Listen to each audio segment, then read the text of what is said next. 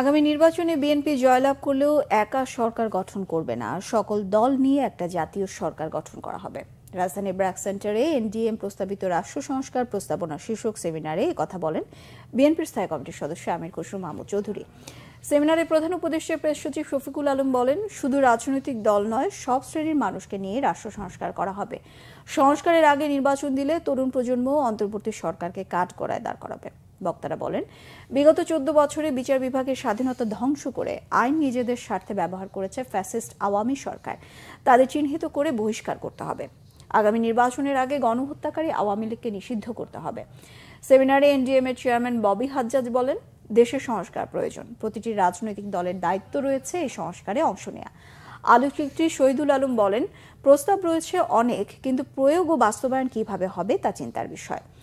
গণ অধিকার পরিষদের একাংশের সাধারণ সম্পাদক রাশেদ খান বলেন, জাতীয় পার্টি দেশের রাজনীতিকে ধ্বংস করেছে। ভারতের মিডিয়া দেশের পরিস্থিতি নিয়ে প্রতিনিয়ত মিথ্যাচার করে চলেছে। সরকার রাজনৈতিক দলগুলোকে আস্থায় রাখতে ব্যর্থ হয়েছে।